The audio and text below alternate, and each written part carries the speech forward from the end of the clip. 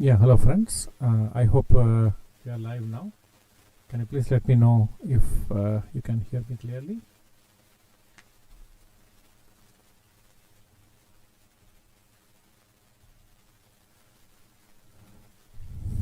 Please let me know on type chat if you can hear me clearly.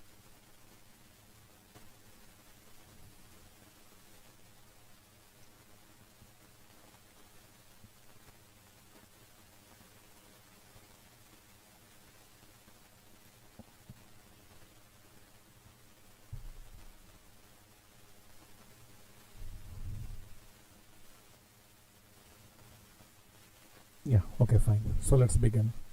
So good evening everyone. Apologies for the delayed start. There was some technical issue, just got sorted out. Okay, so today's session we are going to analyze one of the training positions we had given for groups 2 to 4, and this is a game played between Grandmaster Sureshekar Ganguly versus Georgi Mir from Germany, and this was played in 2009, like, 12 years ago. And most of this are theoretical. Most of the moves till here was theoretical, and here it is white to play. And if there is anyone in the audience who got the first move correct, can you please let me know? White to play. So it looks like black's king is slightly exposed because of the absence of the b pawn, and we also already have knight c4 and bishop a3. But it is white's turn to play, and the queen h3 is kind of oddly placed, isn't it? And we can use it to our advantage to create an attack against the black king. Okay, so the correct move here is knight to g5, and black's move is more or less forced. If he goes queen f5, we have bd3, that is ruled out, so he has to go queen h6. Now this is the critical position. Now here white has to play the most accurate way. Now one of the most tempting moves, now okay, if knight e6, he has queen to e6, that is kind of ruled out. But knight f7 looks very tempting. We are winning a pawn, at the same time attacking his queen. But after queen g6, it's not very clear whether white has any advantage in this position, because the knight is also under attack. We don't have time for bd3, and if we take queen g6 h6, then white's attack has stopped completely, and black will be in a position to complete his development, and he won't have any advantage, so to speak. And generally when we are launching an attack, it's better not to trade queens and go to an endgame. So knight f7 is ruled out. We could play bishop d3, trying to win the pawn, but the best case is like we may have bishop h7 check, he will go king h8, and there is no mating attack, and he can come back. Now the threat is knight a3 check, the other threat is bishop takes g5. So for these reasons, I don't think bishop d3 is also a good option. And so we have to play the cool move h4. Now one of the ideas behind h4 is to simply play h5, take away the control of our g6 square from black, and then move the knight. Okay, so we want to play h5 and then play knight into f7, and then he will not have queen g6. Now during an attack, to play such a cool move is psychologically tough. And let's say what black did, he played bishop e7. Now the main threat is knight a3. So what should white do? White played king a1. You could take bishop c4, but he wants to retain this possibility as well, and then play knight f7. We have, apart from h5 knight f7 ideas, bd3 knight f7 is also possible, because now when you play h5, he has bishop g5. That's the whole point of bishop e7. It not only threatens knight a3 check, it also prevents white from playing h5. So we should not put all our eggs in one basket. So he is not taking bishop c4 because he wants to keep this bd3 option also open. Okay, so now he played knight a3, queen attack. Now we have few possibilities to move the queen. One is queen c1, the other is queen b3, the other is queen d2. Now all the three moves are good enough, but probably the best move is to go queen d2. Now if you move the queen threatening knight c2 check or not, you can simply play bd3, which stops knight c2 check and also attack the queen. So the other interesting possibility is to go f5, and here white has this beautiful idea which is h5, and you can see the point of queen d2 now because g5 is defended, and there is no good way for black to prevent knight f7. For example, bd7, you have knight f7 and the queen is trapped. Okay, so queen d2 would have given a big advantage for white immediately, but in the game the move queen c1 was played, and it looks like probably both are more or less same, isn't it? But he played bd7 here, and now what to do? If he play knight f7, he has queen g6, bd3, queen to f7. So that is not working. The correct move is h5. Now we want to play knight f7 and the queen is trapped. So black plays knight c2 check.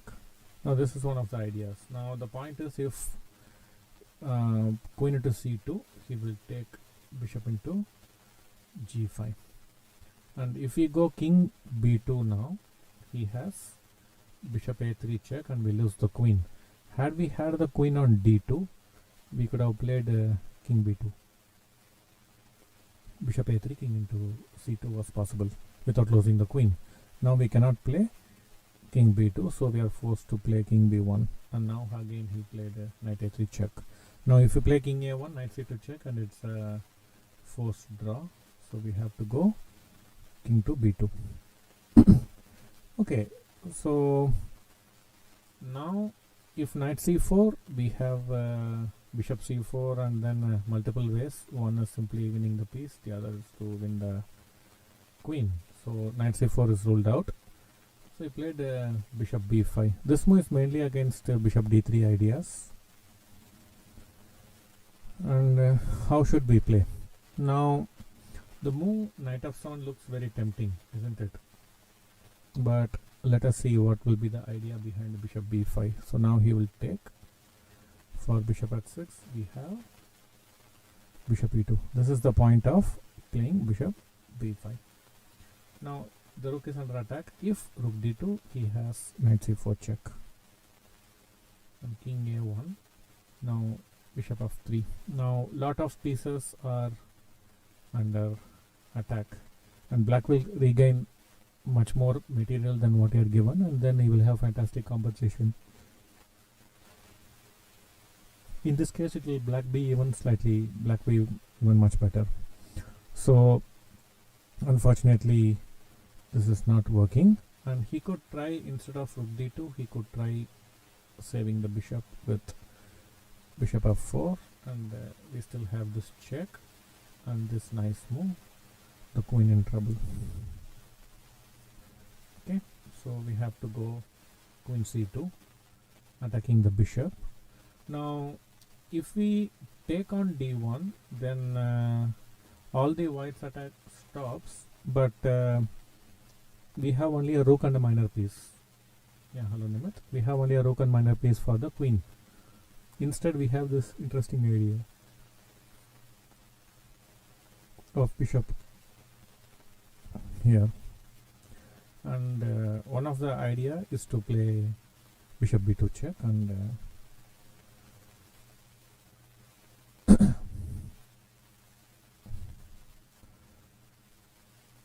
bb2 check and bishop f5.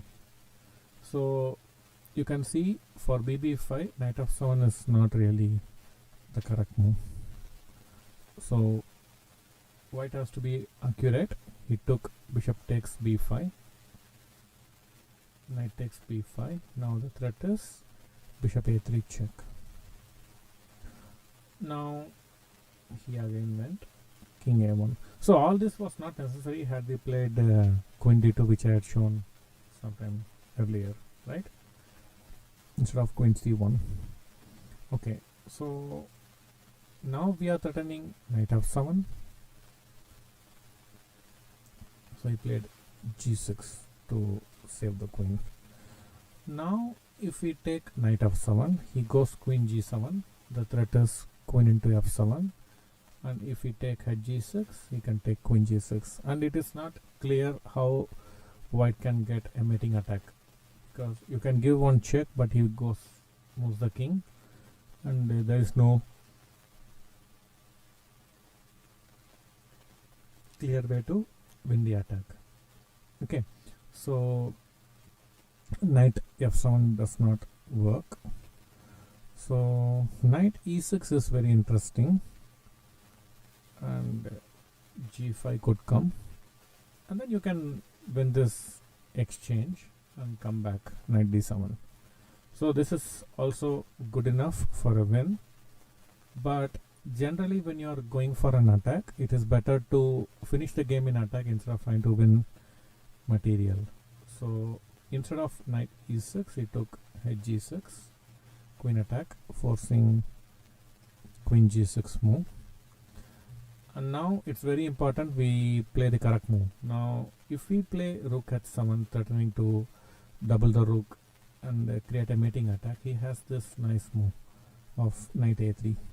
The point is, now if we come rook h1, knight c2 check, we are not able to play king b2 because of bishop a3 check.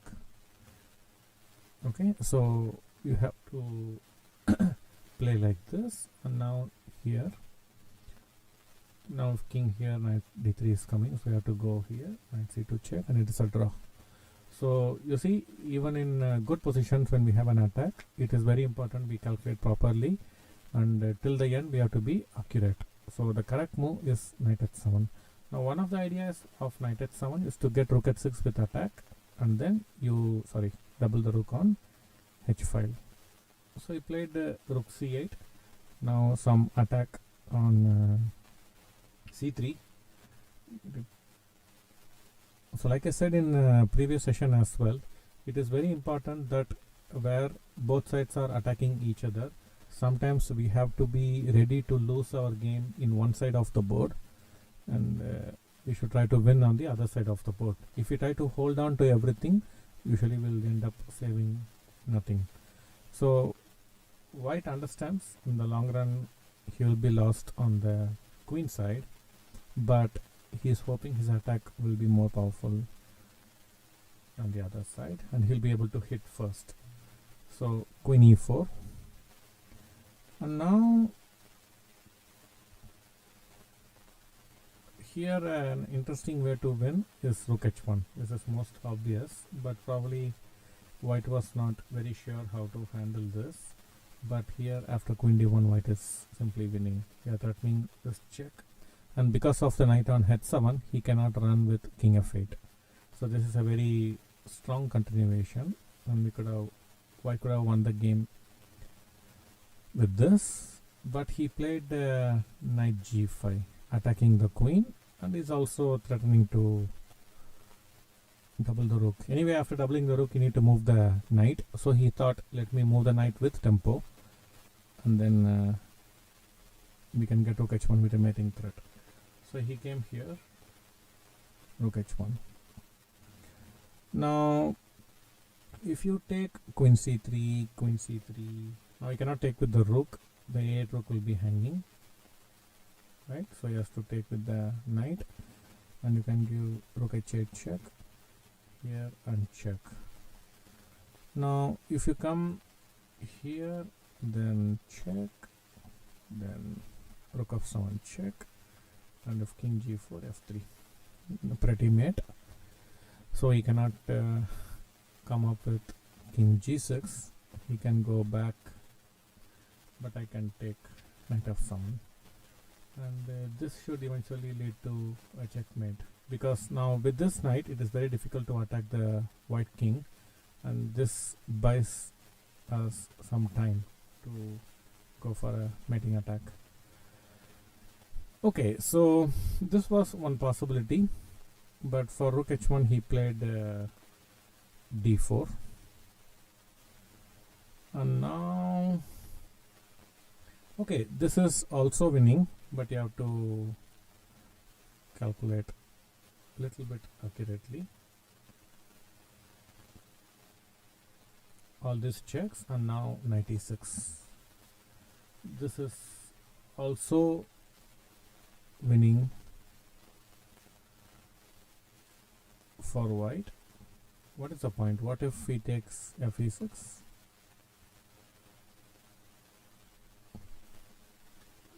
We can take rook e7. Okay, and this king is going to find it very difficult to survive with the black bishop joining.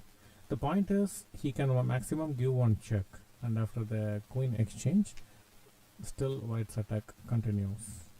This is the problem. So this was one possibility, to go for check and give knight e6, but in the game he played knight e4.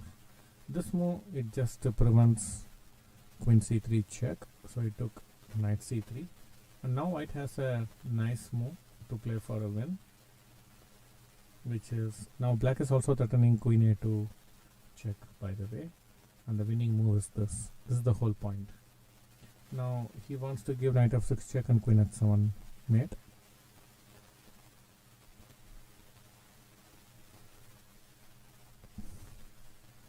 Okay, so the point is, if he takes knight e4, he won't take queen e4 to allow all this checks, but now we give this check, forcing him to come to the white square g6, and then it will be met. So this is the point. So after queen c2 the game is practically over. He played d3, and now knight f6 check. If bishop f6, e f6, and rook h8 mate is coming, so he played king f8. Now we have to find all the checks, and it will be mate.